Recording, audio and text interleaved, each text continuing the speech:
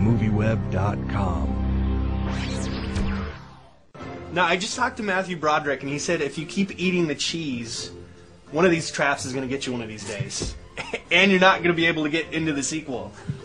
So, hey gang, anyways, we're here on the set of Tale of Despero, and we're about to talk to Matthew Broderick, Sigourney Weaver, and Emma Watson in support of the film. So stick around and watch the interviews, and hey, everybody have a happy holidays. In the kingdom of Dor, where soup's a fixation, Ooh, I can smell it. they choose one special day to express their elation. Voila. So, when a large rat fell in the tureen, Oh, Your Highness. it caused a premature end to the queen. A terrible darkness fell over the town. No rain and no sun. No hope to be found. Do you think there's a bit of light somewhere in the world? But wait. Under that castle, deep down below, a hero emerged they called Despero. Mom, he's so puny. And look at those ears. What was it about this little mouse that really appealed to you? Well, everything. I read the script and I just thought he was a real charmer and not too cute, which was sort of fun, and athletic, brave, good appetite. Thought it was a good mouse. This is a movie about a mouse that can jump out of traps, obviously. Now, have you ever caught mice before this, and do you feel a little bit bad about catching them now?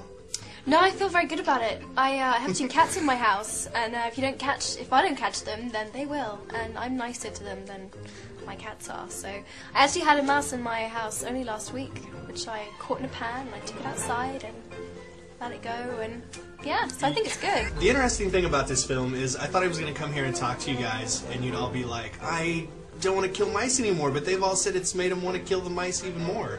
Really? How do you feel about that? It's a very bloodthirsty group, except for me. It is. No, live and let live. I mean, if you found that little thing in a trap, you'd feel really sad, wouldn't you? Yes, actually, and some of those traps are really gross. They are. The sticky ones, terrible. Well, the sticky ones, you can get them back out and you let them can't. go. I don't think so. Certain sticky ones. Well, you see, you're Humanity. more of a connoisseur of traps than I wonder why. I shop all around. That's all I do is shop for Right. mouse traps. Did a book ever speak to you, almost like it was written for you? Despero loved it all, every bit of it. The truth, the justice, the bravery, the sword fighting. He even loved things you wouldn't suspect. The story said she was a prisoner, but that wasn't totally true, because she had hope. And whenever you have hope, you're never really anybody's prisoner. Someday, my prince will come. But how did she know that? Yeah. How did she know that? Well, I'm wondering, how is it for you to come in and do a voice in the booth when it's so isolated and lonely in there? I mean, do you start to go a little bit crazy? Did things come out of your brain that maybe wouldn't normally come out if you were surrounded by a lot of other actors in there? No, not so much, because you know, there's people listening, and I'm busy enough in that booth that I don't go too crazy.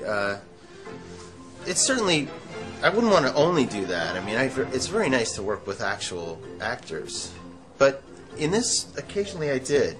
I got to work with Emma Watson in person in England, and that was really nice. And then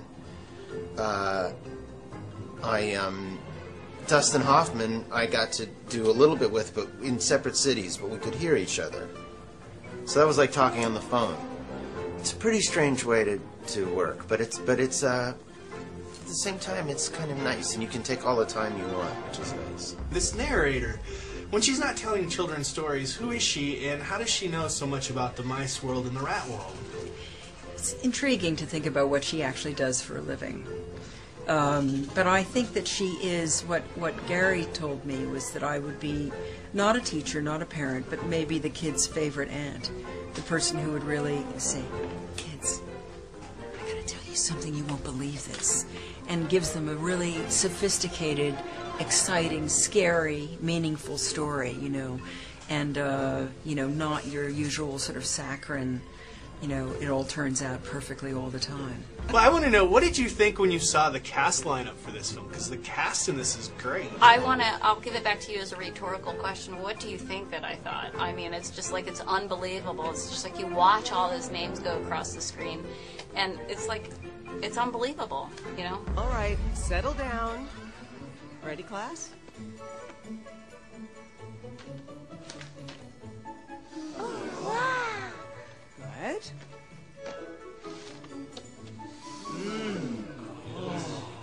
Good. Excellent.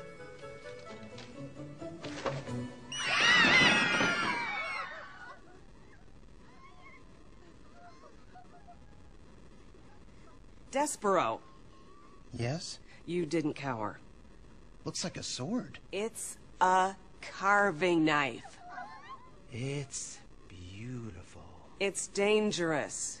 Do you have any more? Now, what do you hope the kids that see the film take away from this message of, like, forgiveness and hope that the film presents? There's so many messages that they can take away. Despero is an unlikely hero. He's a mouse. He comes from an environment where everyone's scared.